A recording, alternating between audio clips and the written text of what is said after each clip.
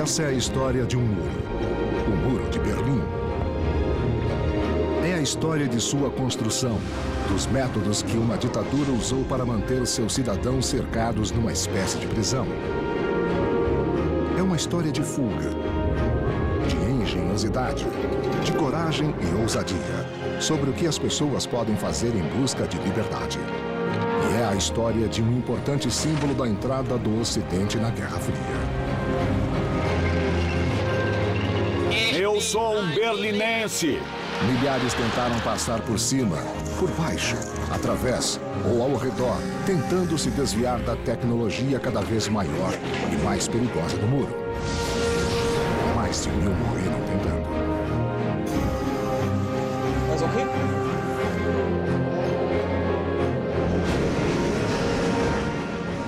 Senhor Gorbachev, derrube agora esse muro. Ele durou 28 anos e caiu tão repentinamente quanto foi erguido.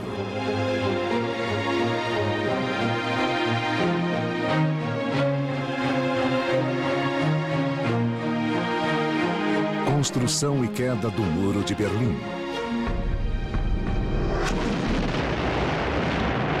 1945. No final da Segunda Guerra Mundial, mais de 55 milhões de pessoas estavam mortas. E a Europa está em ruínas. O Exército Vermelho da Rússia toma Berlim, ao custo de 200 mil de seus soldados. Stalin quer manter a capital da Alemanha derrotada como espólio de guerra. Mas quando as ruínas são limpas, tijolo por tijolo, os russos precisam dividir Berlim com os aliados do Ocidente. Isso acaba sendo uma receita para o desastre. A capital alemã e o país serão administrados conjuntamente pelos 4 aliados vitoriosos em 4 zonas separadas. No oeste, França, Grã-Bretanha e os Estados Unidos. No leste, a União Soviética e no meio da zona soviética. Berlim também é dividida. Stalin se referiu a Berlim Ocidental como um tormento constante da ocupação russa do leste da Alemanha. Khrushchev declarou publicamente que ela era um tumor maligno. Essas imagens de uma doença no corpo político do Bloco do Leste, chamado de Berlim Ocidental, eram usadas pelos líderes soviéticos frequentemente. Em 1948, Stalin bloqueia as passagens por terra para Berlim Ocidental para forçar os aliados do oeste a sair. Americanos e britânicos suprem Berlim Ocidental pelo ar até Stalin desistir. E desde 1949 há 2 estados alemães. Rapidamente, a Alemanha, mais especialmente Berlim, se tornou um ponto de confronto. Na verdade, Berlim serviu para esse propósito durante 40 anos. Foi ponto de confronto não só entre 2 sistemas ideológicos, mas entre 2 centros de poder que lutavam pelo controle da Europa. A Alemanha Oriental, a República Democrática Alemã, junto com Berlim Ocidental, ficaram no meio. A única fronteira ainda aberta é em Berlim. Entre 1949 e 1960, mais de 3 milhões de alemães deixaram o leste comunista em direção ao oeste através de Berlim Ocidental. A população da Alemanha Oriental está encolhendo, perigosamente.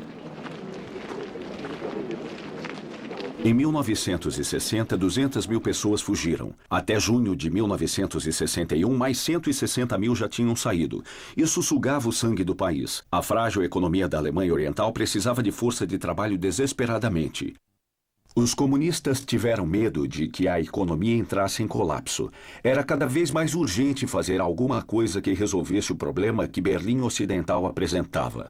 Ainda é fácil ir de uma parte a outra em Berlim só mostrando os documentos de identidade. O líder comunista da Alemanha Oriental, Walter Ulbricht, precisa muito de uma solução permanente. Ulbricht era um homem muito determinado. Ele viu isso e começou a forçar a ideia de uma barreira, uma cerca, um muro, chame como quiser, e conseguiu. Então, durante 1960, 61, ele viaja constantemente a Moscou, constantemente telefona, dizendo: é isso que precisamos fazer, é o único jeito de resolvermos esse problema. Ulbricht consegue de Moscou, o centro do poder soviético, a permissão para construir uma barreira. Mas quando perguntado sobre suas intenções, ele mente para a imprensa. Há pessoas na Alemanha Ocidental querendo que mobilizemos os operários da construção da República Democrática Alemã na construção de um muro. Isso está certo? Ninguém tem a intenção de construir um muro. Em Moscou, o premier Nikita Khrushchev vê uma chance de neutralizar os aliados em Berlim ou até removê-los. Khrushchev disse que ter Berlim era como poder apertar os testículos do Ocidente quando ele decidisse, quando quisesse causar dor a ele. Ele só apertou Berlim e criou dificuldades. E há uma oportunidade a mais. Khrushchev pode testar a decisão do novo e jovem presidente americano John F. Kennedy. Kennedy disse: não toque em Berlim Ocidental. E o que Khrushchev e seu colega da Alemanha Oriental Ulbricht concluíram disso foi: desde que não infringamos os direitos aliados em Berlim Ocidental a essa altura, os aliados não farão nada. E tinham toda razão. No início de agosto de 1961, Berlim Ocidental está preocupada em fazer seu festival de cinema internacional, totalmente sem saber do desastre iminente. Tudo leva ao 13 de agosto, no meio da noite, quando recebemos um telefonema dizendo que algo estava acontecendo. Harold Smith é um comandante americano em Berlim Ocidental. Ele foi enviado para dar uma olhada e talvez agir. Vão reformar as estradas? O que estão fazendo com todo esse material? E fomos até lá, claro.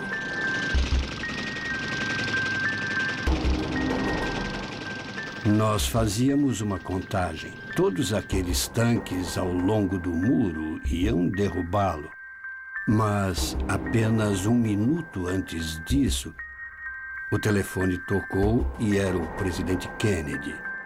E ele disse: o representante do Departamento de Estado disse: não toquem no muro. Os aliados só podiam assistir. Um dos soldados do lado oriental era Wolfgang Engels. Nos formamos em combate em 13 de agosto pela manhã. Fomos levados a Berlim de caminhão. Como um batalhão de frente, era nosso dever armar obstáculos para fecharmos as ruas. 77 cruzamentos entre leste e oeste foram fechados na cidade. O arame farpado começou a subir em 13 de agosto. Ele era cuidadosamente colocado exatamente dentro de Berlim Oriental. Nunca houve nenhuma entrada em Berlim Ocidental. Nesse dia, a Alemanha Oriental separa Berlim Ocidental como parte do resto do mundo. E ficaria assim nos próximos 28 anos. Quase nenhum soldado envolvido do nosso lado acreditava que a fronteira seria totalmente fechada. Logo, um muro provisório de 156 quilômetros circundou Berlim Ocidental e seus mais de 2 milhões de cidadãos. Olhando para trás, fico feliz de não ter havido violência e nem tiroteio. Os aliados a oeste deixaram que acontecesse.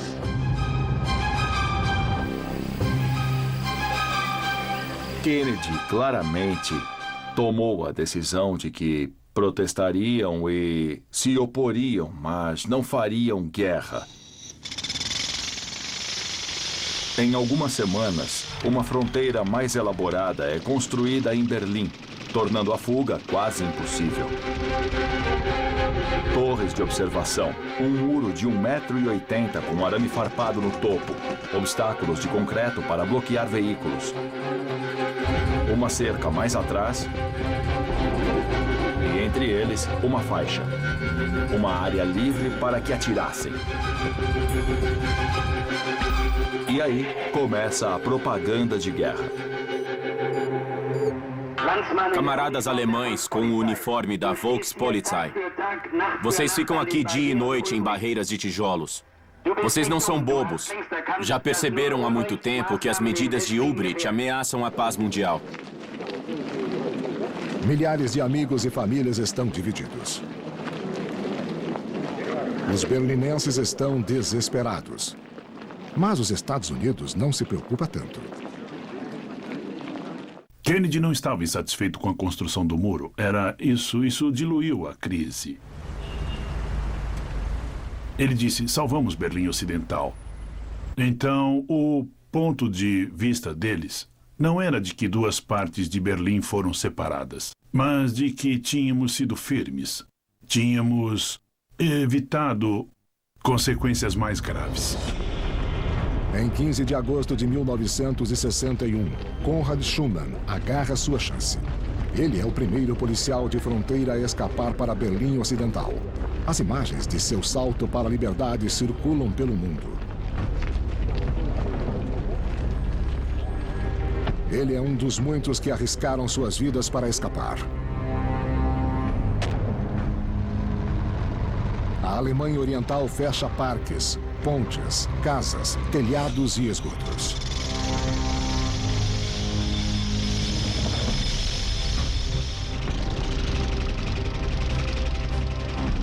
Operários e soldados entram nos esgotos para instalar barreiras e os primeiros 200 que entraram lá desapareceram. Para os berlinenses, a separação é um choque terrível. Roswitha Brosius, de somente 16 anos, está noiva de Klaus Keppen, de Berlim Ocidental. Durante semanas, ele pediu que ela atravessasse. Agora é tarde. Ele sempre soube o que queria. Ele me queria desde o início e tinha que conseguir. Ele pediu que eu fosse para lá. Eu poderia ter passado facilmente em uma ou duas ocasiões. As fortificações da fronteira ficam cada vez melhores. As pessoas só podem se ver de longe. Eu não queria ir só se meus pais fossem também. A família toda foi o que dissemos. Ou vamos todos ou não vai ninguém.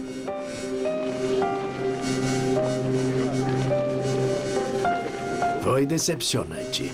Mas ninguém sabia como ia ficar, o que viria depois. Ninguém sabia que a fronteira ia ficar tão forte assim. Mas Klaus ainda tem um plano para tirar Roswitha de lá. Ele só espera o momento certo. Não será fácil. Checkpoint Charlie. Hoje é uma atração turística. Mas um dia foi o cruzamento de fronteira mais famoso e mais movimentado de Berlim, o epicentro da Guerra Fria. Os aliados precisam fazer com que ele continue aberto. Mas os alemães orientais estão dificultando a passagem. Em outubro de 61, ainda lutávamos pelo acesso. E um diplomata americano foi impedido de entrar em Berlim Oriental. E isso foi crescendo. Para os americanos é uma questão de princípio. Eles se recusam a reconhecer a Alemanha Oriental como Estado. Eles não querem que representantes armados de nosso Estado carimbem seus passaportes porque eles não têm relações diplomáticas com nossa nação. Segundo o acordo dos 4 poderes, os aliados têm direito de atravessar a fronteira quando quiserem. Eles entraram à força, foram para Berlim Oriental para um rápido passeio e voltaram. E foi aí que houve uma grande crise entre leste e oeste. Os soviéticos mandam seus armamentos pesados para Checkpoint Charlie. Os americanos não perdem tempo em responder. Eles disseram, voltem para o muro, os tanques russos estão vindo. Os tanques americanos correm para Checkpoint.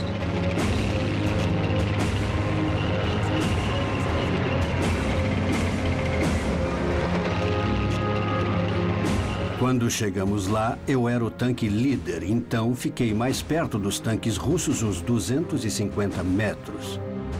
Isso é perto demais até para apontar uma arma.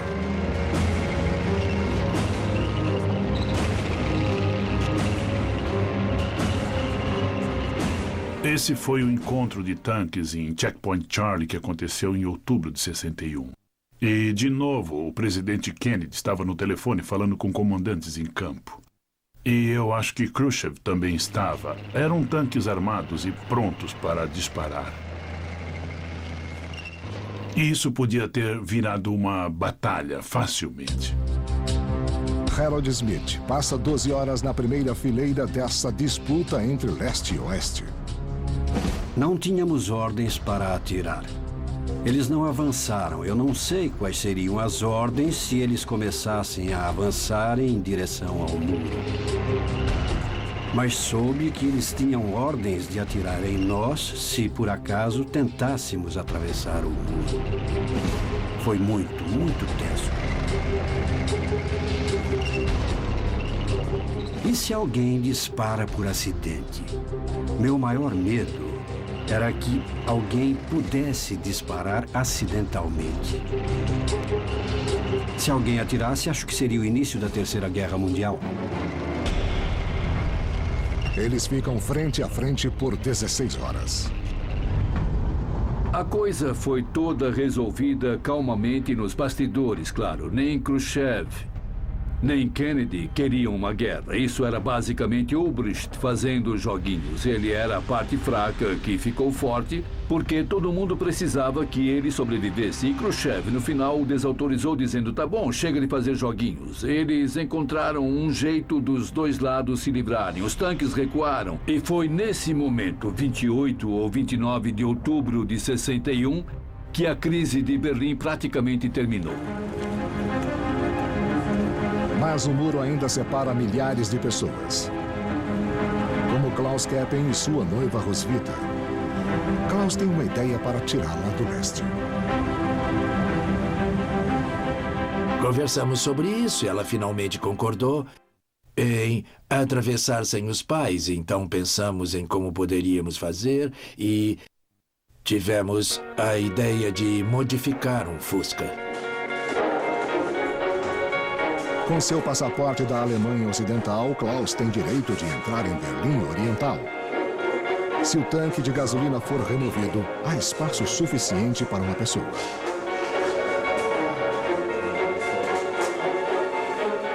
Por eu ser pequena, ele achou que eu podia me encolher e entrar debaixo do capô, onde ficava o tanque de gasolina.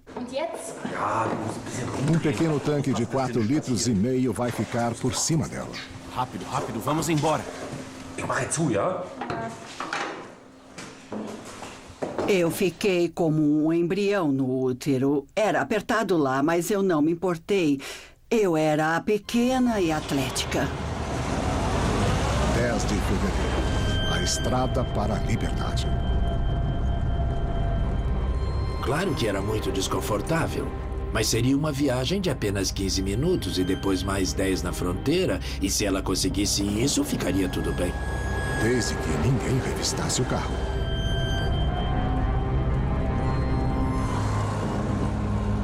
Eles não tinham chegado ao ponto de examinar profundamente cada veículo na fronteira. Mais tarde, eles olhariam até por baixo com espelhos.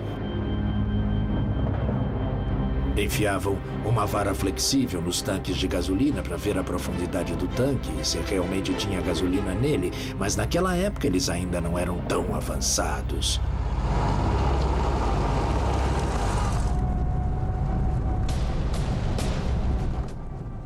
Depois de umas centenas de metros, de repente eu percebi que meu pescoço estava queimando. A borracha de gasolina tinha se soltado. Provavelmente por causa da maneira como eu me deitei. E a gasolina caía em cima do meu pescoço e das minhas costas. E isso doía muito e eu então gritei, me tira daqui, me tira daqui. Entrei em pânico. Então nós voltamos para casa. Na semana seguinte, Klaus está pronto para tentar de novo. Eu não queria entrar lá de novo, estava com medo. Sou supersticiosa. Se não deu certo da primeira vez, você não deve tentar forçar. Para mim foi demais. As barreiras continuam a crescer. Agora as pessoas não podem nem se ver. O desespero para fugir aumenta. Uma equipe de jornalismo britânica alertada com antecedência filma uma fuga cronometrada através de um cemitério ao lado do muro. 5 homens estavam a bordo com um aparato formado por 2 escadas unidas. Na hora certa, o fugitivo chega.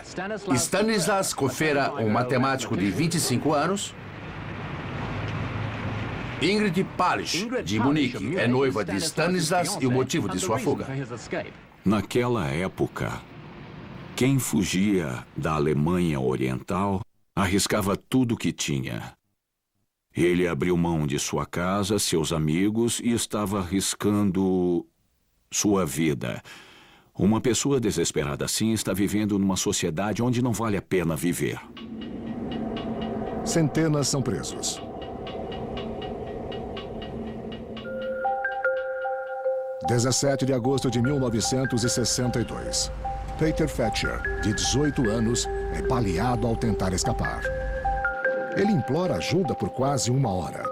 Os guardas orientais não fazem nada enquanto ele sangra até a morte. Quando as pessoas eram mortas por tentar atravessar o muro, isso era uma derrota de publicidade para o governo da Alemanha Oriental. Nesses primeiros 12 meses de barreira, mais de 24 outros foram mortos no muro. Hoje, esses memoriais lembram mais de 130 pessoas mortas tentando atravessar o muro de Berlim. Baleadas, afogadas ou caídas de prédios.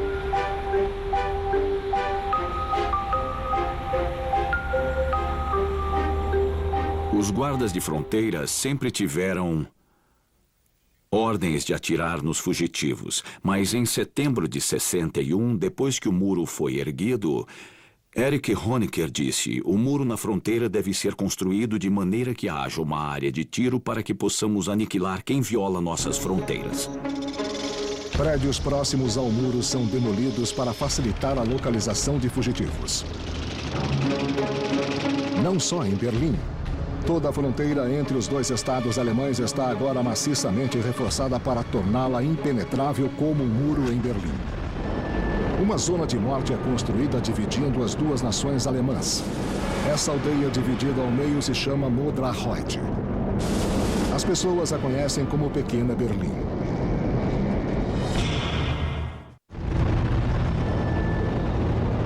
Uma ameaçadora zona de morte divide as duas Alemanhas. Essa fronteira de 900 quilômetros, mais o muro em torno de Berlim, eram conhecidos agora como a Barreira de Proteção Antifascista. Ela exigia uma força enorme de 30 mil guardas de fronteira.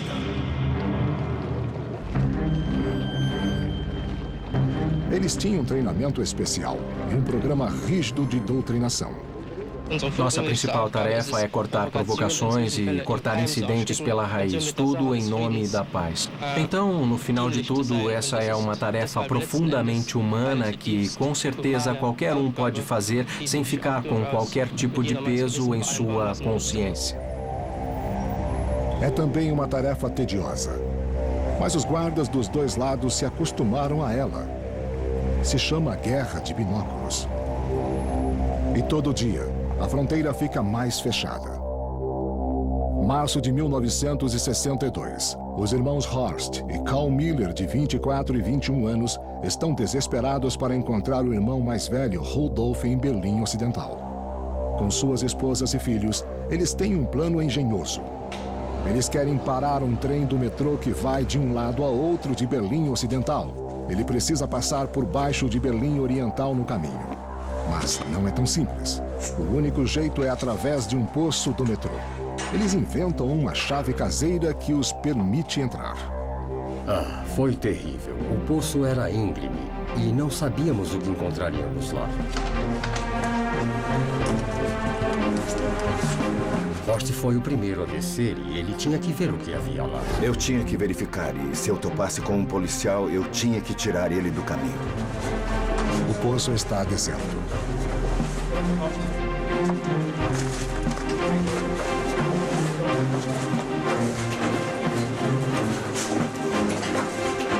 E aí descemos as mulheres e as crianças. Eles fizeram tamanho peso na escada que o ferro estalou. Não dava para acreditar. Então eu disse: crianças, tudo bem, podem fazer quanto barulho quiserem. E eu pensei, se não nos ouvissem naquela hora, ou eram surdos ou completamente idiotas. Mas o túnel também estava deserto. A sorte estava ao lado deles. Um trem se aproxima indo na direção de Berlim Ocidental. Ele pulou nos trilhos e começou a sinalizar com sua tocha. O trem começou a frear e gritamos: "Ei, saia dos trilhos, é perigoso, o trem está vindo." E ele disse: "Bobagem," coisa assim. E foi ficando mais lento, até que parou. Imagina só. E foi como se todas as minhas preocupações tivessem acabado. Agora nós tínhamos condições de entrar no trem. Venha rápido. Vamos, pega. Vai. Entramos no trem.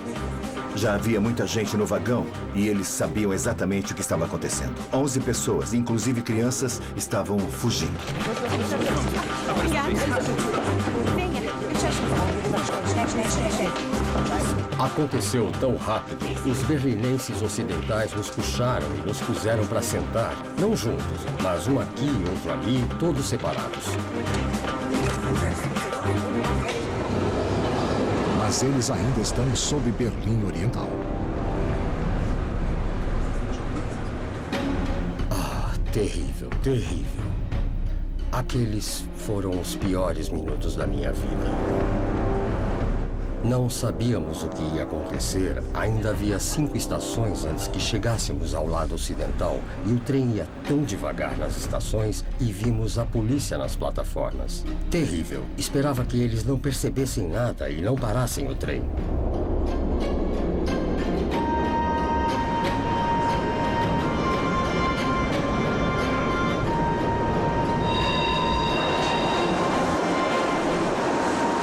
E passamos. Do outro lado, nós ficamos enlouquecidos. Aquilo foi uma loucura. Bom, amigos, conseguimos. Que maravilha! Estou feliz.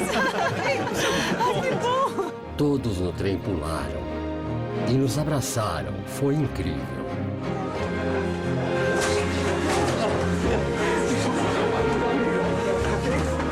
Estávamos tão felizes, não dá para imaginar o quanto. Não dá para descrever a sensação. Era simplesmente liberdade e felicidade por as crianças estarem bem e nossas mulheres também estarem bem. A primeira coisa que eles fazem é visitar o irmão Rudolf, que havia se mudado para Berlim Ocidental em 1960.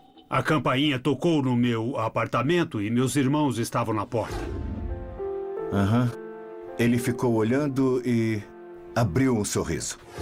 Eu fiquei muito confuso e pensei, não pode ser verdade, minha mulher está aí. E fiquei olhando. Não pudemos trazer a mulher dele conosco. Ela estava sendo observada o tempo todo. A casa estava vigiada o dia todo e eles ficaram lá vigiando. Quando o muro foi erguido, Rudolf já tinha escapado para Berlim Ocidental. Sua mulher, Traudl, e seus 2 filhos iriam depois. Mas a cada mês, as esperanças de um reencontro diminuíam. Desde então, Rudolf procurava uma maneira de trazê-lo sem sucesso. Não é fácil deixar o Rudy chocado, mas ele ficou estático, ele não disse nada. Só começou a chorar e então nós prometemos para ele que faríamos um plano para trazer a mulher dele e também os filhos. Não vai ser fácil. A Alemanha Oriental se esforça para conter as tentativas de fuga em Berlim e põe mais obstáculos na fronteira.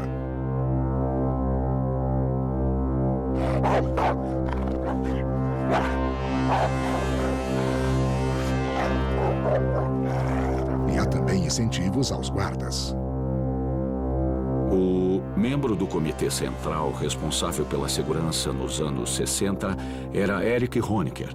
Ele sempre era instantaneamente informado de tentativas de fuga bem-sucedidas ou não. Por exemplo, quando alguém era morto, Honecker assinava os documentos, o relatório de Stasi e assinava os documentos recompensando ou parabenizando os guardas.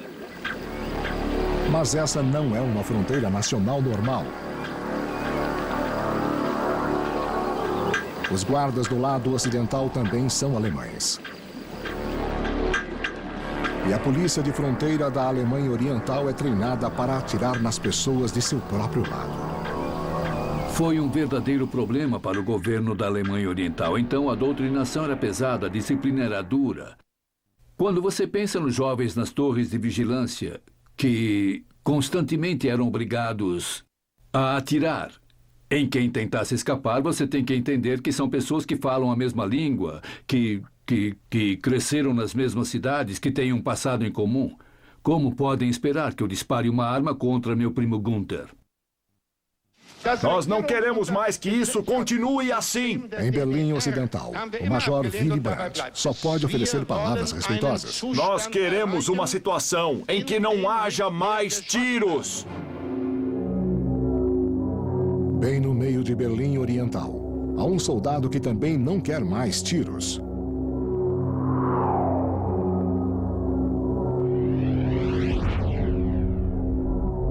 Na verdade, Wolfgang Engels quer fugir.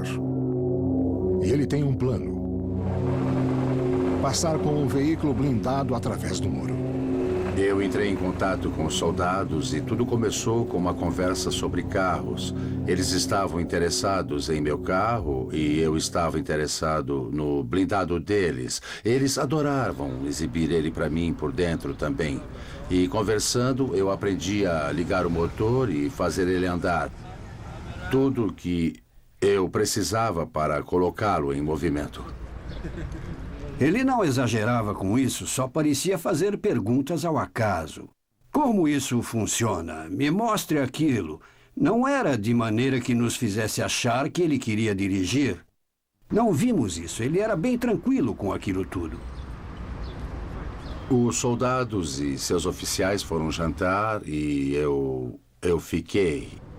Eu disse que tinha coisas a fazer. Assim que eles foram embora, eu entrei, liguei o motor e parti. 17 de abril, 5 da tarde.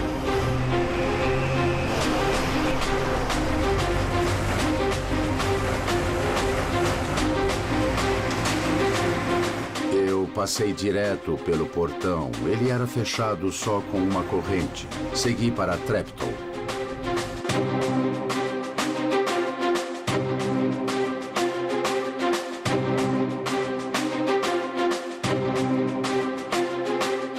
Eu tinha que ir pela Stalinale e eu cheguei ao sinal de trânsito. Naquela época, ele era controlado por um policial na guarita.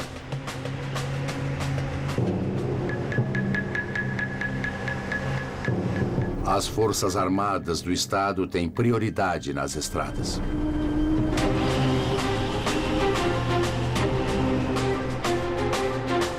Quilômetros até a liberdade. Ele agora é seguido. A sorte está lançada.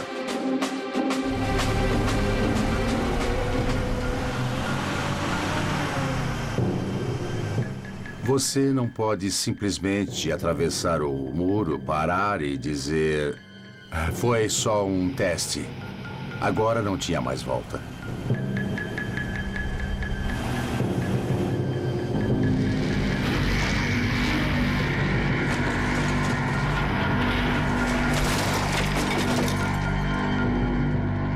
As portas ainda estavam ao lado de Berlim Oriental. A minha primeira reação foi sair e me ver parado no meio dos rolos de arame farpado. Você acaba ficando muito nervoso numa situação dessas. O seu nível de adrenalina sobe e fica aqui em cima. Eu nem mesmo sentia as balas me atingindo. Estava muito tenso. Ele feriu-se gravemente. Berlinenses ocidentais correm para socorrer.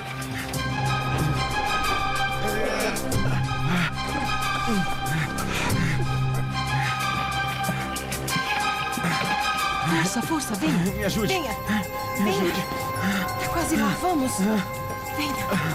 Eles me levaram a um bar e, olhando para o chão, eu vi rótulos de garrafas que só conhecia dos comerciais. Foi assim que eu soube que estava no lado ocidental. E agora ele está na lista negra do lado oriental. Roubo, deserção e dano à propriedade do Estado. Wolfgang Engels tem uma bala nas costas. Suas pernas e braços foram cortados pelo arame farpado. Mas ele está feliz, a não ser por uma coisa. Sua mãe, uma comunista ativa no leste, o rejeita como traidor. Os construtores do Muro de Berlim reagem a cada tentativa de fuga com um aumento de suas defesas. Nos anos seguintes, eles substituirão os pedaços finos de concreto por placas de concreto e aço em forma de L. Cada uma com 3,60 metros de altura, pesando 3 toneladas. Um veículo que bata no muro sobe da base da placa e seu próprio peso mantém o muro de pé. O muro agora se tornou uma peça do jogo da Guerra Fria.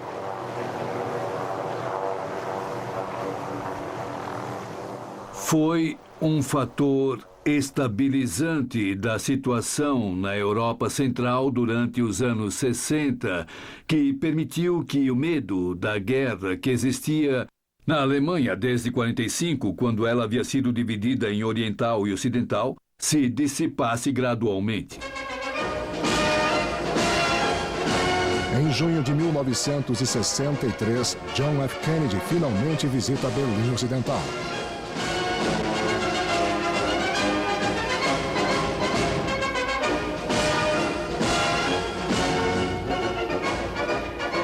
A atenção não estava mais em Berlim e Kennedy a trouxe de volta com o seu famoso discurso e a sua famosa visita que gerou enorme apoio popular em Berlim.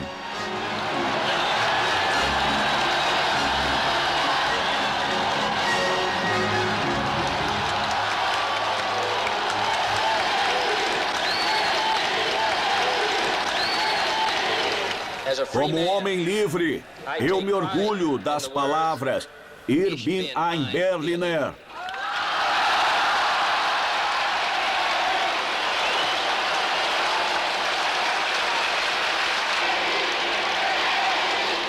Acho que em termos da história de Berlim e do Muro, a visita de Kennedy foi importante simbolicamente, porque disse às pessoas em Berlim que os Estados Unidos iriam apoiá-las. Mais tarde, ele disse que ver o muro com seus próprios olhos mostrou sua verdadeira brutalidade.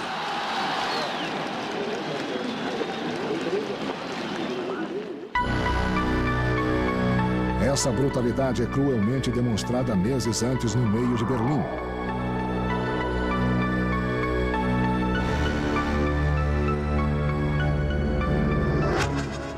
Em maio de 62, Rudolf Miller e seus 2 irmãos mais jovens finalmente descobrem uma maneira de reunir Rudolf e sua família. A construção do muro os separou de seus 2 filhos, Bernhard e Christian, agora com 8 e 5 anos, e de sua esposa, Trude. Eles prenderam minha mulher uma vez porque ela acenou e a interrogaram. A mantiveram presa um dia inteiro com as crianças e deixaram claro para ela: seu marido está do outro lado. Sabemos sobre ele, sabemos que tipo de homem ele é. Você nunca mais o verá. Nós não vamos deixar vocês atravessarem. Os 3 irmãos Miller, junto com amigos, começaram a cavar um túnel. Eles vão chegar até o lado oriental. O túnel vai ter 22 metros desde sua entrada no lado ocidental, debaixo do muro. Primeiro, não chegamos a lugar algum. O chão parecia de concreto. Mas, de repente, ficou fácil. Aí tivemos problemas em tirar a terra do túnel e isso foi dificultando conforme íamos avançando e o ar ia piorando. 4 homens por turno. 4 turnos de 6 horas por dia.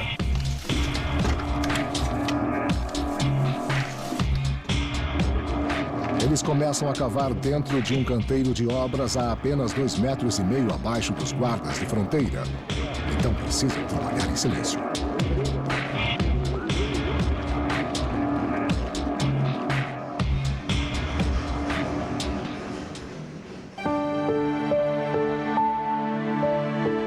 Eu podia ter tido toda a minha pele arrancada e não perceberia. Eu tinha um objetivo de verdade. A cada momento que eu cavava, eu via a minha família. Só continuava em frente. Vamos conseguir, temos que conseguir. De repente, eles chegam a uma área em que a terra é bem macia. Olhei para cima porque ouvi um barulho estranho. E aí, houve um desabamento. Eles só viam minhas pernas e meus sapatos. Assim, viram onde deviam cavar. Cavem, cavem. Vai. Assustador. Foi terrível. Aquilo, para mim, foi difícil. Eu já tinha passado por problemas demais. Eu não queria ficar soterrado. Foi muito difícil. Eu ainda não consigo falar sobre isso. Aquilo foi muito difícil para mim. Você vai ficar bem. Você vai ficar bem. Calma, calma, calma. Em 18 de junho, depois de 3 semanas de escavações, os irmãos chegam ao seu objetivo. Rudy disse, Hot, vai, faz um buraco, temos que passar. Aí eu escavei para cima e, finalmente, o buraco se abriu.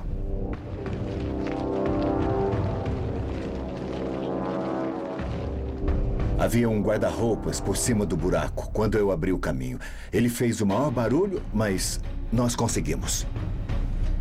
Oferecem uma arma a Rudolf. Pegue essa arma. Pode levar. Leva isso com você. Eles estão tão nervosos e prontos para atirar que você tem que se defender. Ou vão prender você e jogar a chave fora. Eu levei aquela coisa e enfiei no meu cinto. Um guarda estava parado lá. Eu virei para ele e fiz um sinal. Ele olhou para mim e não me cumprimentou. Aí eu pensei, ai meu Deus. A família de Rodolfo estava esperando na esquina. Eu sentia ele olhando para mim. Eu sentia ele na minha nuca e meu cabelo estava literalmente arrepiado. O guarda já devia suspeitar. Ele estava olhando. E aí Rudy voltou depois de um tempo com a família.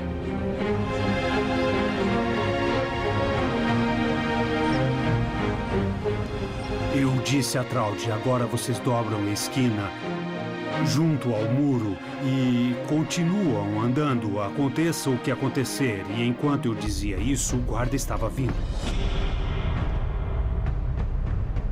Ei! Pare aí! Eu parei, os outros continuaram um pouco. Não tem graça, você acabou de me ver. Vamos a uma festa de aniversário. Bem, do jeito como falamos em Berlim, leve e relaxado. Mas ele não ouviu, ele estava muito nervoso. Eu vi em seu rosto, ele estava mesmo nervoso. Ele só disse... Bom, ele disse, parem as mulheres e as crianças. Ergueu a metralhadora e aí eu pensei, pronto, agora ele vai atirar. Tenho certeza de que ele ia atirar. Ele mataria todos eles. Eu puxei a arma, mirei na metralhadora e apertei o gatilho. Aconteceu tudo ao mesmo tempo. Rudy disparou no guarda em legítima defesa e um policial na torre de observação atirou também. De repente, o guarda caiu. Entrei em pânico, só gritei, corram, corram, corram!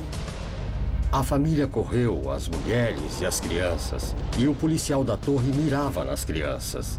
Naquela hora eu conseguia ver as balas batendo no chão. E aí entramos no buraco. Graças a Deus, todos entraram, eu fui o último. Os guardas vieram correndo. Parece que chegaram em segundos. E imediatamente começaram a disparar para dentro do túnel.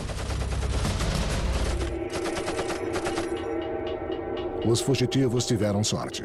A forma do túnel os protegeu das balas.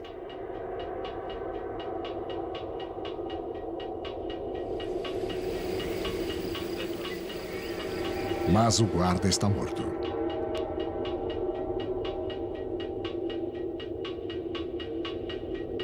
Tudo o que aconteceu me deixou muito triste. Eu fiquei muito mal. Na Alemanha Oriental, Reinhold Hund se tornou um mártir. O jovem guarda de fronteira tinha 21 anos quando foi vítima das balas do assassino.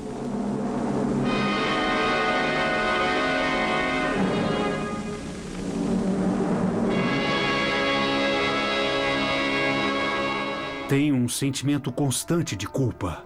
Um homem morreu por causa de nossa fuga. Aquela pessoa morreu por um tiro que eu disparei. É terrível. Nenhum tribunal poderia tirar aquilo de mim. Eles podiam me considerar culpado ou inocente 3 vezes. Eu carrego aquela culpa. E nunca vou me livrar disso, enquanto estiver vivo. O muro tornou Rudolf Miller criminoso e vítima. Em 64, mais de 70 túneis haviam sido abertos do lado ocidental para o oriental e vice-versa, libertando mais de 250 pessoas. Mas a polícia secreta da Alemanha Oriental, a Stasi, encontrou um jeito de impedi-las. Eles se infiltraram em grupos de fuga antes de começarem a cavar. Nos anos 60, os dois lados aprenderam a viver com o muro para o bem e para o mal. O povo de Berlim Ocidental, pela primeira vez em anos, pode atravessar o muro. Época de Natal. O primeiro pequeno degelo nas relações. E com ele, o muro se tornou um sucesso para o regime da Alemanha Oriental. O muro foi chamado de segundo nascimento da República Democrática Alemã. Ele deu ao Estado uma oportunidade de se estabilizar e ver o que podia fazer pelo povo, que tipo de vida poderia ser dada às pessoas obrigadas a ficar, já que a força de trabalho não podia sair. Então, o muro salvou a República Democrática Alemã do colapso quase certo. Em 1961, a Alemanha Oriental fechou suas fronteiras com arame farpado e concreto para se proteger do colapso econômico. Durante 10 anos, eles reforçaram essa fronteira contra fugitivos cada vez mais ousados. Em maio de 1971, um novo ditador chega ao poder na Alemanha Oriental, Erich Honecker. Mesmo tendo uma aparência de ser mais moderno, o muro ainda é o símbolo público de seu absoluto controle de Estado. 900 quilômetros de fronteiras entre as duas Alemanhas, com mais de 1.000 torres de observação e 50.000 guardas. 60.000 metralhadoras conectadas a armadilhas. Campos minados com minas contrapessoais tipo 66 do tamanho de um prato. Para qualquer alemão oriental que ainda quisesse escapar, parecia impossível.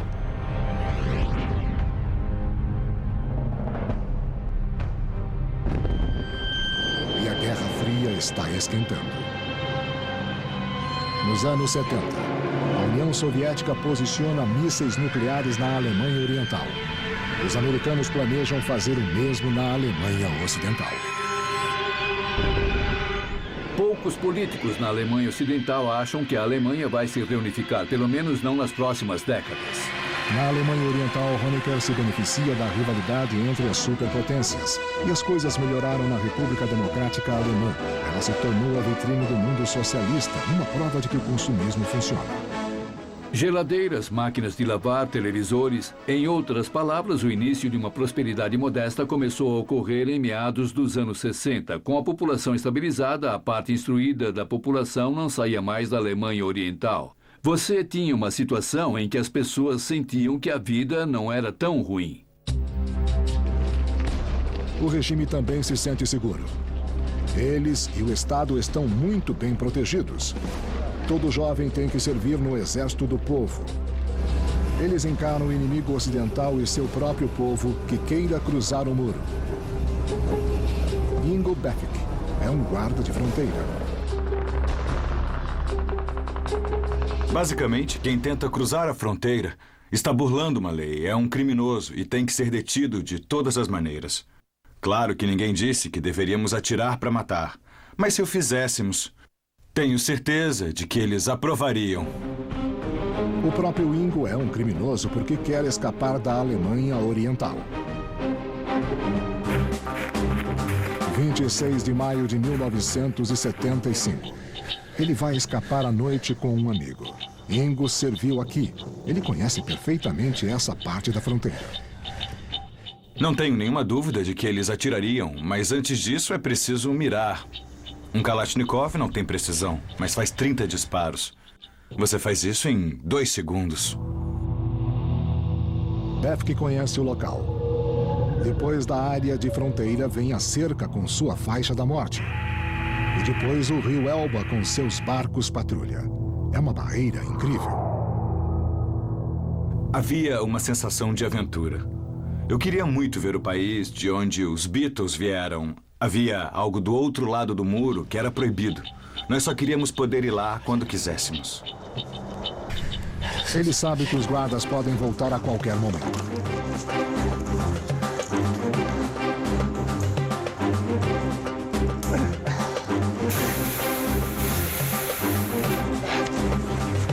Agora vem o próximo obstáculo, o campo minado.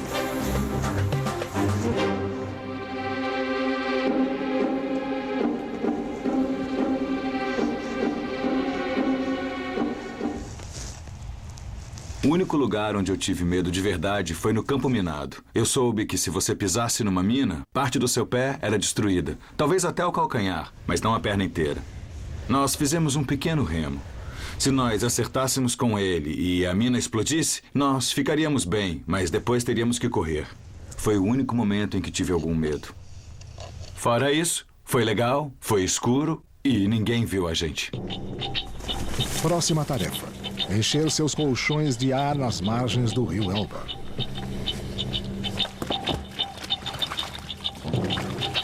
O Elba tem uma corrente bem forte. Nadadores eram levados por ela rapidamente, há redemoinhos e todo mundo tem medo deles. E eu não queria me afogar. Então levar os colchões de ar foi uma boa ideia. Eles remaram por meia hora.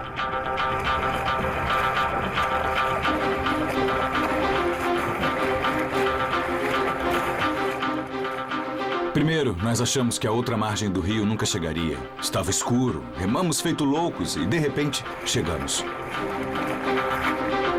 Havia um ônibus da alfândega bem na nossa frente.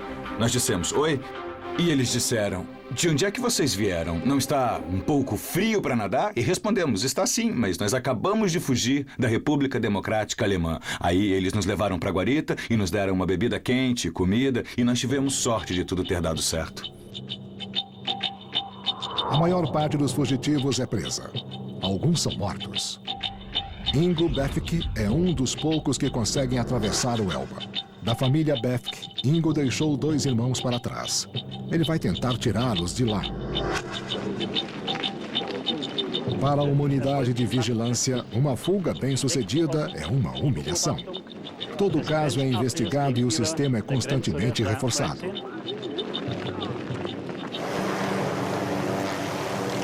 Agora, esses são os obstáculos para se ultrapassar o muro. A torre de observação. O primeiro muro. A cama de pregos. A cerca de arame farpado eletrificada.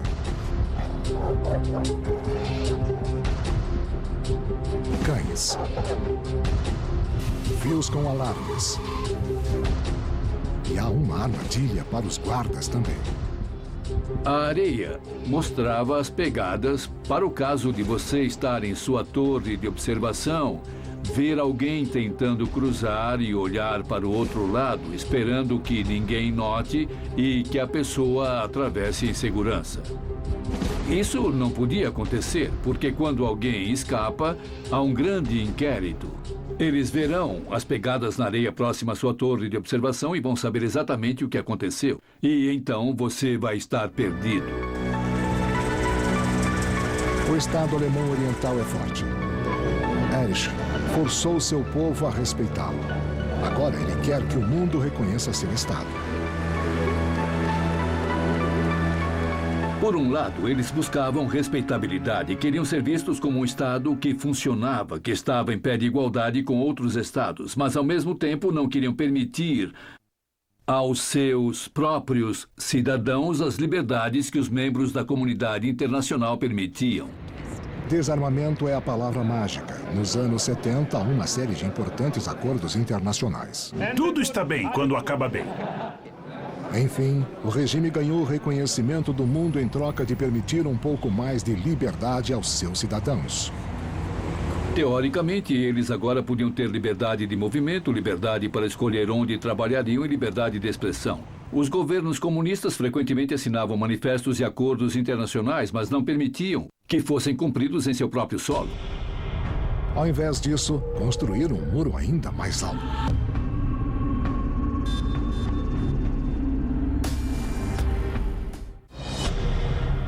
Em Berlim Oriental, o líder comunista Erich Honecker completa o próximo estágio do muro.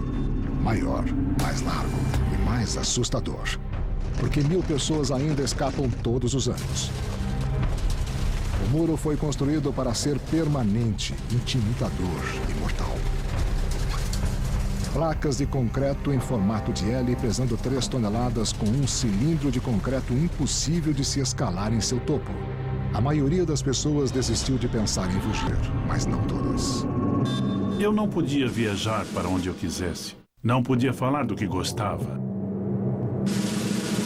Se você contasse uma piada política, era de se esperar que fosse preso. Era simples assim. Peter Strelzik vive em Thüringen, a 48 quilômetros da fronteira. Ele é engenheiro e inventor e sabe que o muro é impenetrável ao nível do chão, mas cria uma solução engenhosa e ousada, um balão que vai passar sua família por cima da fronteira. Um balão a gás seria melhor porque você não veria a chama, mas onde se consegue oxigênio ou hélio? Não há outro jeito. Ar quente. Eles terão que viajar 32 quilômetros desde Lobenstein, na Alemanha Oriental, só para atravessar a fronteira. 3 de julho. Vamos, o balão está pronto. Podem subir. Estávamos prontos para decolar. O ar já estava quente e eu comecei a sentir um pouco da pressão. Segurem-se e fiquem abaixados. Abaixem-se. Eu dei um bom gás no queimador e nos erguemos vagarosamente por cima das árvores.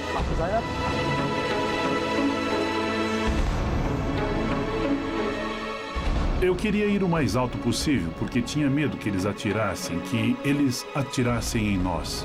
Então, a uns 1.200 metros, o balão voou para uma nuvem, o tecido começou a absorver água e a partir daí nós começamos a descer muito rápido. Eles caíram em uma floresta, na Sund. Estamos na Alemanha Ocidental ou ainda estamos na Alemanha Oriental? Então vêm sinais deprimentes. Eu nunca mais vou esquecer o que aconteceu porque havia uma caixa num tronco de árvore com vários fios em volta dele. Fiquei pensando se não seria um alarme ou talvez uma metralhadora automática. É um sinal certo de que ainda estão do lado oriental da fronteira. Então nós começamos a chorar. Estávamos tão perto, faltavam 180 metros, mas ainda estávamos aqui. Nada mudou. Eles abandonam o balão, que é descoberto por um policial da Alemanha Oriental de folga.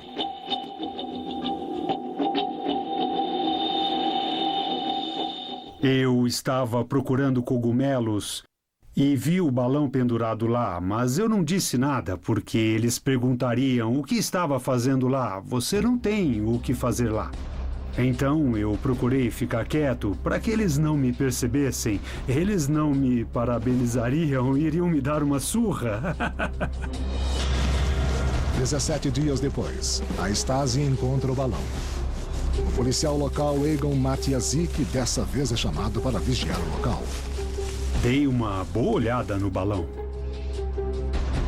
Eu tive bastante cuidado em cercar o local do crime.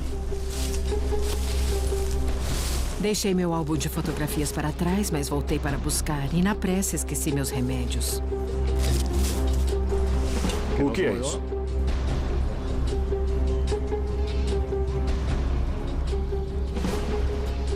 Eu vi a Stasi anotando os números para talvez rastrear os suspeitos.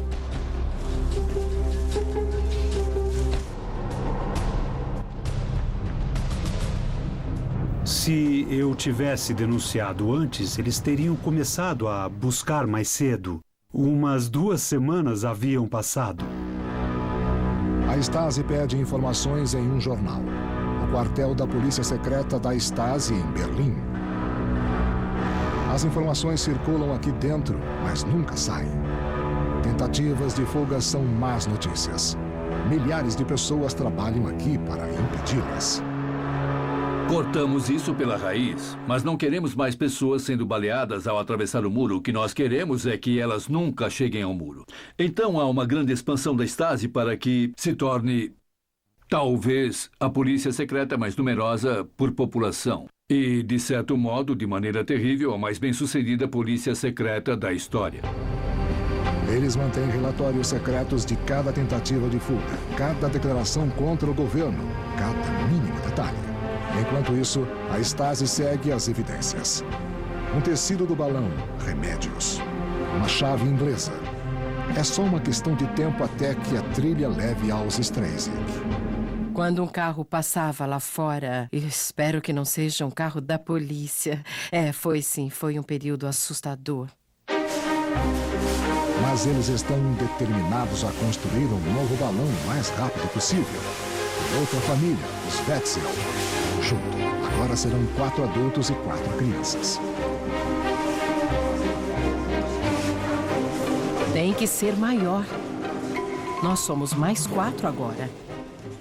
Temos que comprar o pano. Nós temos que começar tudo de novo. Não podíamos comprar tudo de uma vez. Eles nos descobririam com certeza. Então comprávamos o pano em pequenas quantidades, em várias lojas diferentes. Precisávamos de 929 metros quadrados, o suficiente para uma tenda de um circo pequeno.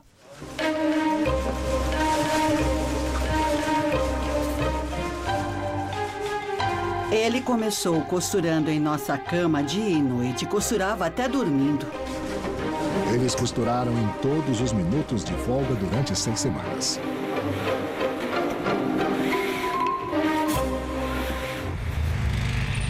16 de setembro de 1979. Nós pensamos, o vento está perfeito. Se ele realmente funciona, vai ser hoje. Uma clareira escondida na floresta será o local de partida. Vamos todos. Não façam barulho. Fiquem quietos. Vamos. Era um silêncio de morte, nenhum som, nada. Você só ouvia o queimador quando eles abriam o gás. Mas fora isso, não havia som algum. Silêncio absoluto.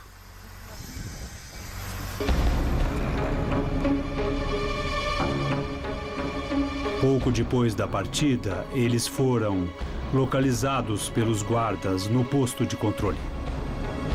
De repente, nós percebemos que havia holofotes em nossa direção.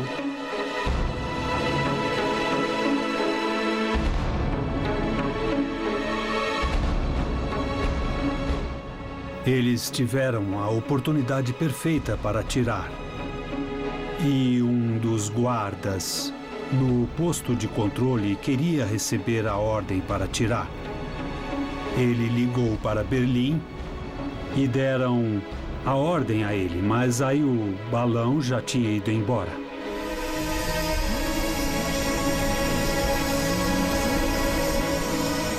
Aí ele começou a chacoalhar e estalar, e o gás terminou, a chama apagou e aí nós pudemos enxergar o balão. Havia um enorme rasgo em cima, bem no meio. Eu cometi um erro. Pus o queimador em potência alta e queimei o topo do balão 24 metros acima. E isso foi muito perigoso.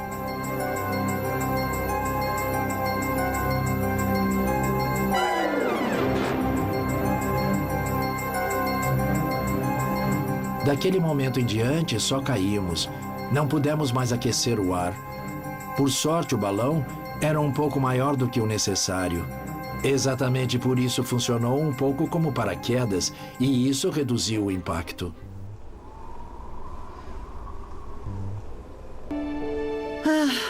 Eu só esperava que eles não nos retirassem de lá quase mortos. Eu estava em paz. Você não imagina o quanto se fica calmo em momentos como esse.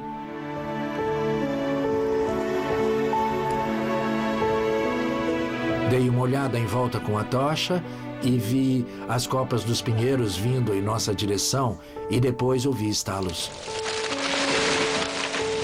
Na primeira vez nós levamos 34 minutos e na segunda vez foram só 28 minutos. Por causa disso, eu acabei achando que nós também não tínhamos chegado.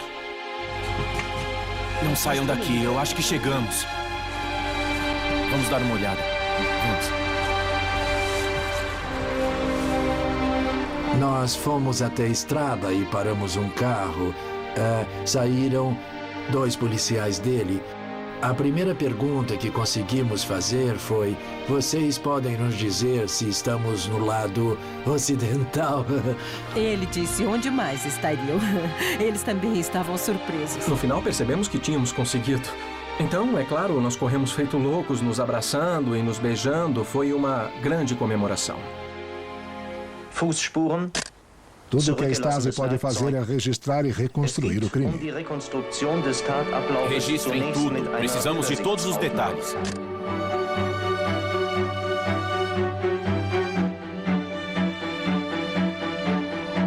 A fuga da família Strelzik foi manchete em todo o mundo.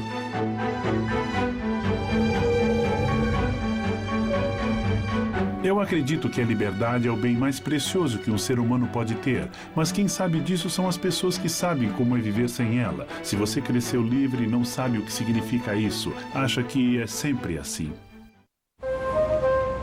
Berlim Ocidental. Liberdade e lojas de departamento lotadas de produtos. O sonho do Ocidente no início dos anos 80. Em compensação, o Oriente é cinzento. A República Democrática Alemã nunca pôde estabilizar a situação para que as pessoas ficassem felizes sem escassez e com um pouco de liberdade. O Ocidente estava sempre ao lado, provocando uma comparação indesejável. A tentação estava do outro lado do muro. Enquanto isso, a Alemanha Oriental comemora seu 30º aniversário. O leste oferece paradas, cerimônias e convivência.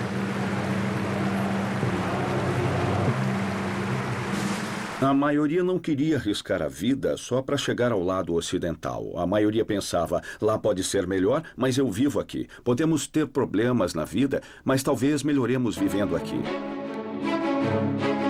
Não havia, como se pensa sempre no lado oriental, um clima de ódio e um sentimento de opressão. Não havia essa sensação de estar preso numa sociedade.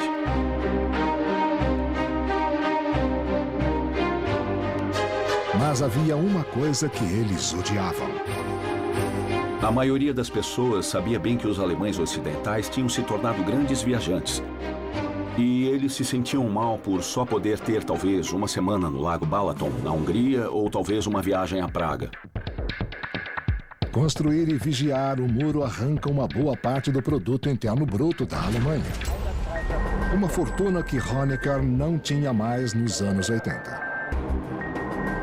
E a fronteira nunca é terminada.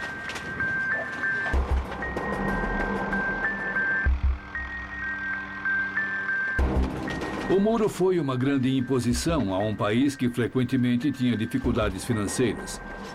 E pode ter custado $1 bilhão por ano mantê-lo nos mais de 28 anos que se seguiram. 1 bilhão de marcos alemães, $500 milhão por ano. E nem assim impedia a fuga das pessoas.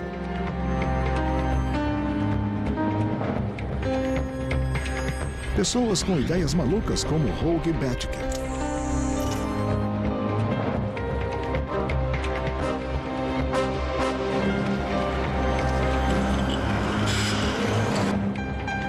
A família Bethke, o irmão mais velho Ingo, cruzou o rio a nado até a liberdade.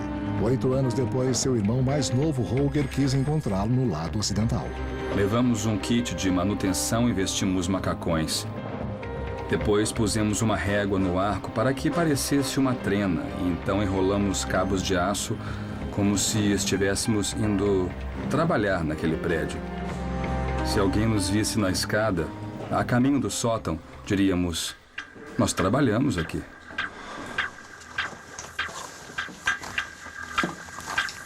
O dia é 31 de março.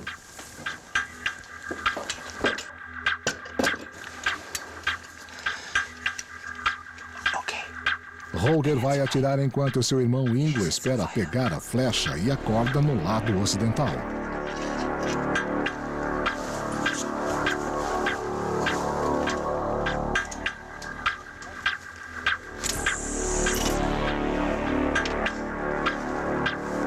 Eu ouvi um som e pensei, droga, bateu numa árvore. Mas quando eles se penduraram nela, eu vi algo se mover. Eu olhei perto da árvore e vi, cara, eu consegui. E aí eles dois apareceram contra a lua, eu segurei bem e comecei a puxar. O cabo de aço está preso à corda de nylon e foi puxado.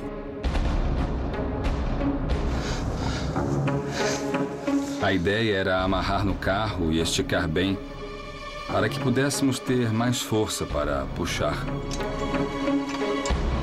A roldana caseira estava pronta.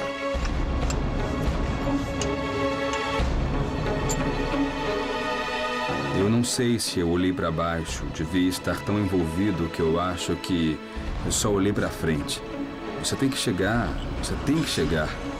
Eu espero que ninguém atire. Eu espero que ninguém veja.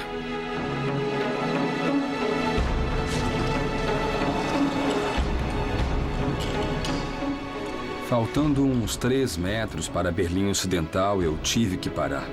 Eu não conseguia ir adiante, tinha uma rachadura no cabo. Pendurado sob uma terra de ninguém, sem rede de segurança.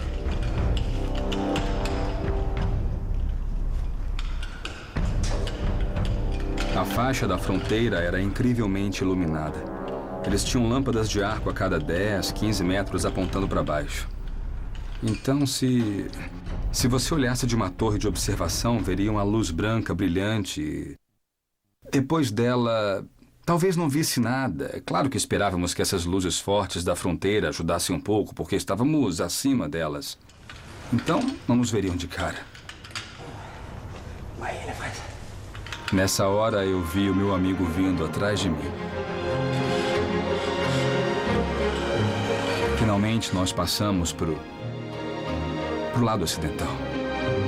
Eles encontraram um ponto cego entre duas torres. Depois, a Alemanha Oriental construiu uma outra torre para que isso não pudesse acontecer novamente. Pode-se dizer que meu irmão acabou ganhando sua própria torre de observação. O muro.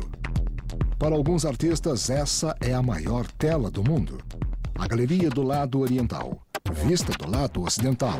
Ela é tão chamativa quanto Berlim Ocidental, uma atração turística separando dois mundos. Controle de fronteira aliado, leste e oeste.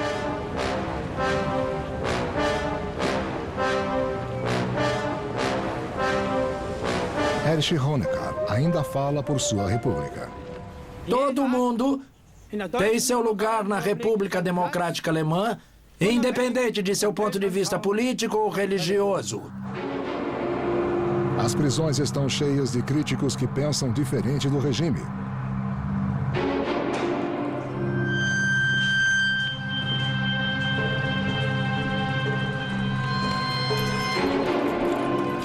O que um Estado deve fazer quando tem tantos dissidentes? E está falido.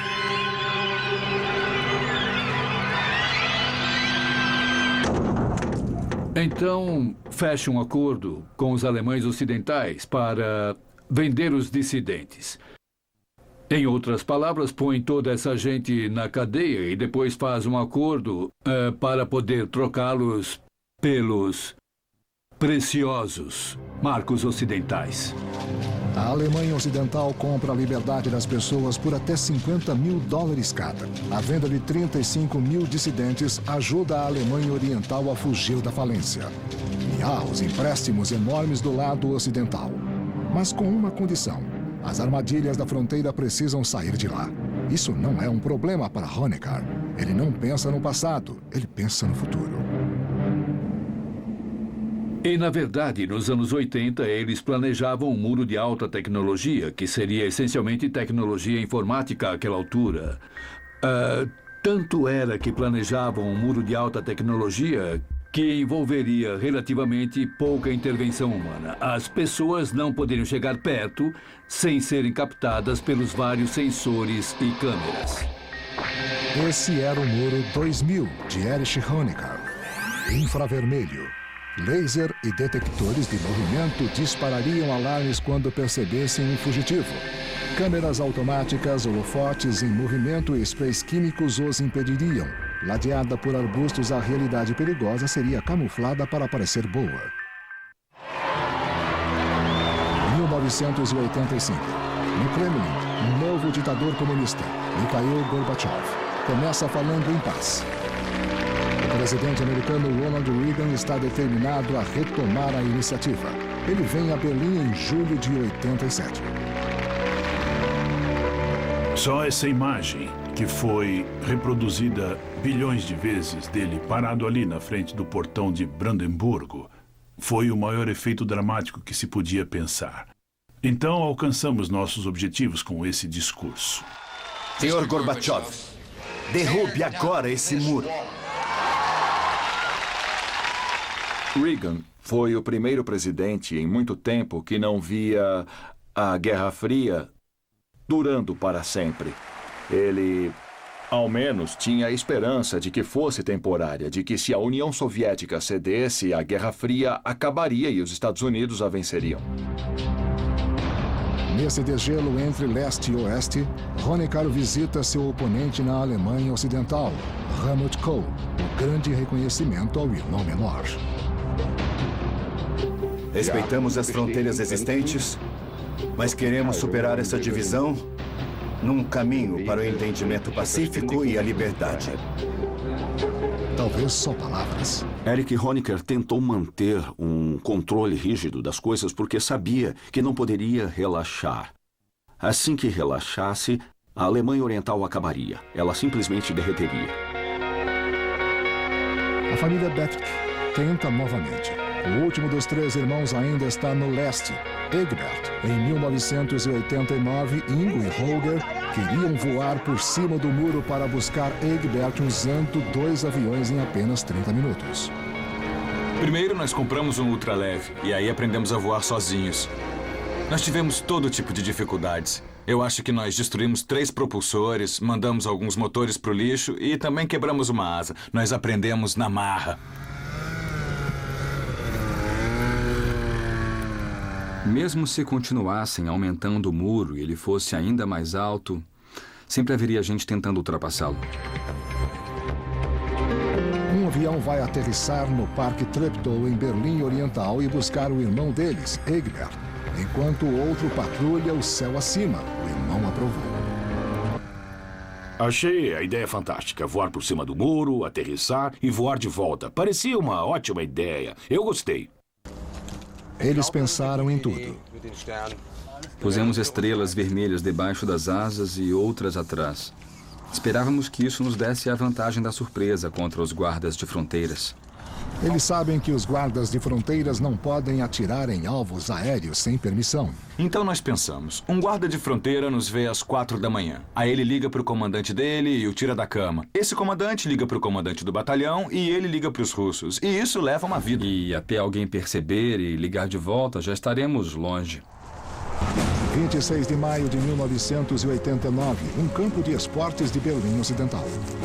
Fomos de caminhão até o campo e à meia-noite começamos a descarregar os ultraleves. Nós montamos aquilo tudo e desmontamos tantas vezes que estávamos muito bons. Bons mesmo. 4h22 da manhã. Eles ligaram as câmeras presas aos seus aviões e filmaram todo o voo.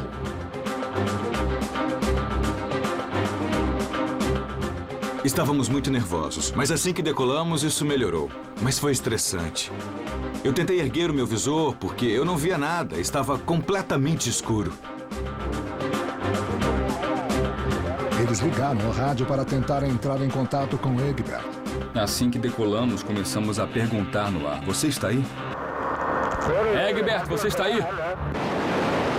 Eu tive que tomar cuidado. Estava num arbusto perto da pista e não podia ver nada por causa das folhas. Estava tudo coberto. E se alguém passasse por acaso com um cachorro e ouvisse uma voz vindo do arbusto, chamasse a polícia. Então eu tinha que falar bem baixo.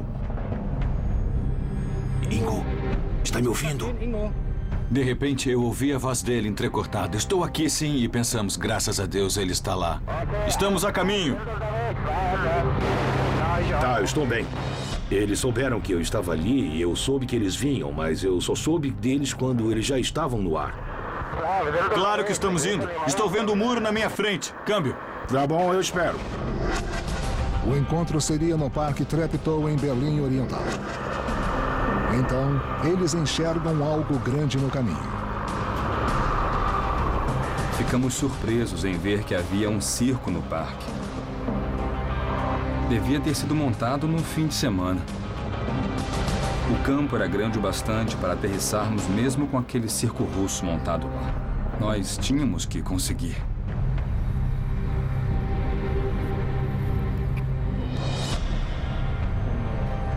Mais para trás. Ingo, eu estou vendo você. Quando eu devo sair? Eu aterrissei em algum lugar na ponta do campo. Egbert pulou do arbusto e eu gritei, cuidado, não entra no propulsor, porque, claro, ele estava ainda mais animado do que eu. Eu dei a volta no propulsor, sentei no assento e gritei, vai, Ingo, vai! Eu estava muito animado. Eu disse, calma, calma, nós não queremos que você caia. Eu disse, anda, Ingo, decola, vai, anda logo. Eu disse isso porque eu estava com muito medo de que a polícia aparecesse e viesse direto da estrada para o parque e acabasse pegando a gente. Aí, acelerei e decolamos de novo. As árvores estavam próximas porque estávamos 2 vezes mais pesados. Eu pesava 80 quilos na época. Eu completei um circuito e eles estavam na minha frente, decolando.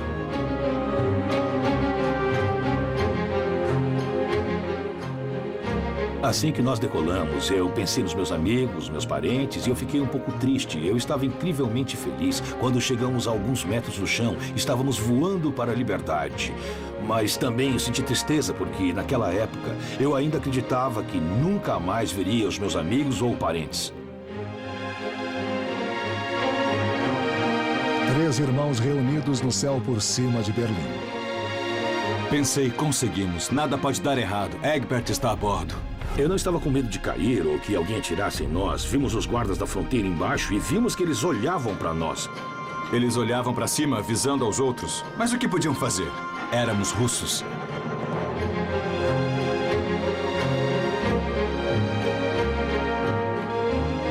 Estávamos a caminho do Reichstag. Ingo e Holger tinham que encontrar um lugar para aterrissar. Nós fizemos uma aterrissagem perfeita.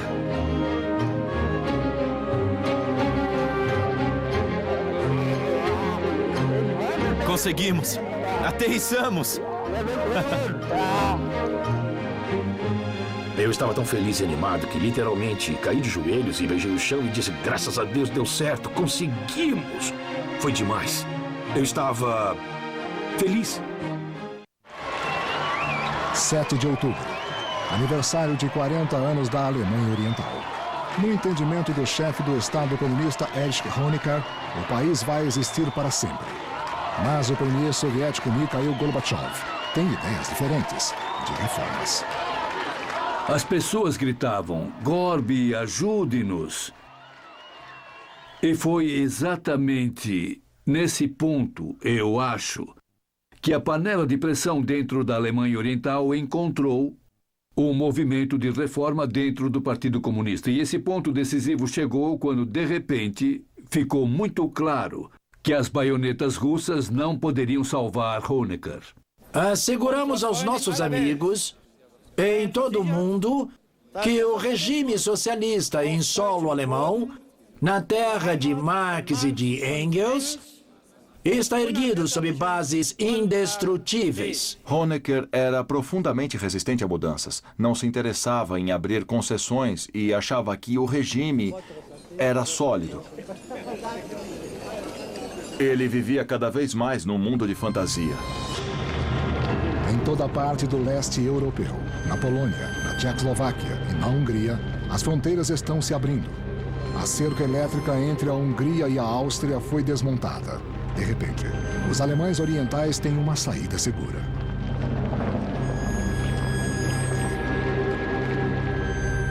Em todas as árvores havia pregos, e eles penduravam as chaves do carro, de casa neles.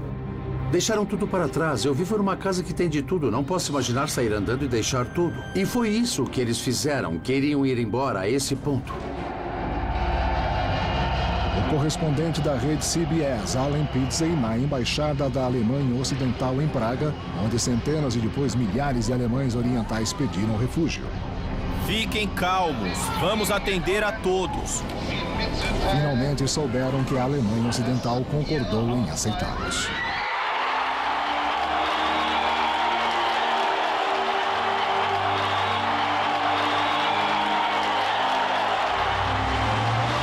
Eu consegui. Eu só posso dizer que eu sou um homem livre.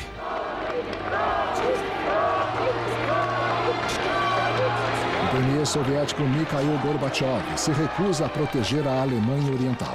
Acho que correm perigo somente aquelas pessoas que não reagem à vida. Nada aconteceria à Alemanha Oriental, nada aconteceria na maior parte do leste europeu se não fosse pela chegada de um homem que foi Gorbachev. Ele foi o primeiro homem que disse: não vamos enviar tanques. Mas o regime de Honecker não desiste.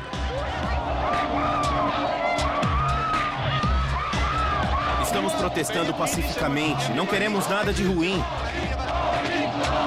Acho que foi a maior concentração de gente que eles tiveram. E quando você via aquilo, percebia que lá estavam eles. Não podiam impedir aquilo, não podiam impedir que as pessoas falassem, que se reunissem. E elas não tinham medo de se reunir. Acabou, as autoridades perderam totalmente o controle. O gênio tinha saído da garrafa. A pasta estava fora do tubo, como quiser colocar. O porta-voz do Politburo da Alemanha Oriental, Guter Schabowski, anuncia que pela primeira vez os cidadãos alemães orientais poderiam se locomover livremente. Um jornalista pergunta a ele quando, e ele responde: agora mesmo. Você quer saber quando? Eu já vou te responder agora mesmo. Foi um erro. Ele devia ter dito amanhã. A notícia se espalhou. 3 horas depois, os guardas de fronteiras estavam completamente despreparados. Pegamos nosso equipamento e corremos o mais rápido que pudemos até Checkpoint Charlie. Eles estavam lá, subiram nele. Os portões foram abertos, os guardas fugiram e as pessoas passavam.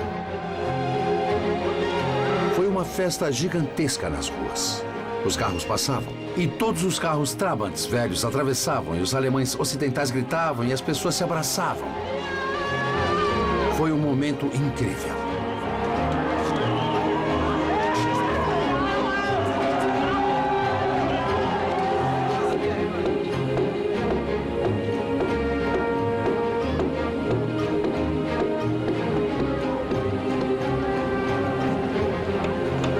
Se alguém me dissesse que eu ainda veria aquela porcaria de muro caindo, eu diria que estavam loucos.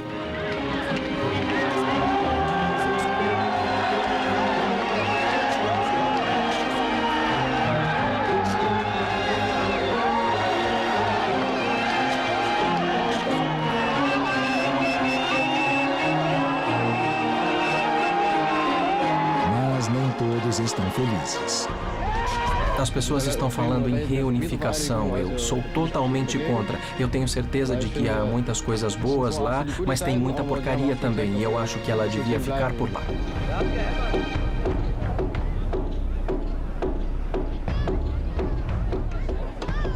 A Alemanha Oriental desapareceu como num passe de mágica, um passe de mágica desagradável. E eu acho que essa é minha maior fascinação com aquilo. Parecia artificial na época e agora virou uma cortina de fumaça apenas num período de alguns dias ou meses. Em 3 de outubro, um ano depois da queda do muro, a Alemanha foi reunificada. Isso significou o fim do comunismo.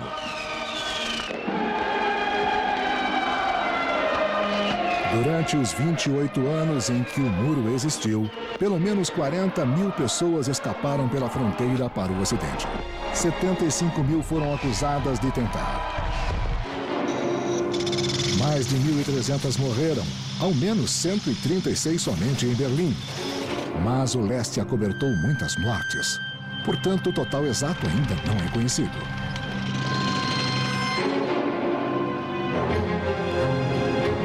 Hoje, o Muro de Berlim, o símbolo da cortina de ferro, a linha de frente da Guerra Fria, praticamente desapareceram. Ruínas podem ser encontradas em museus por todo o mundo. Alguns pedaços se tornaram recordações. Mas a maior parte do concreto e do aço que formaram o muro foram reciclados para ajudar na reconstrução da Alemanha, o país que um dia foi dividido.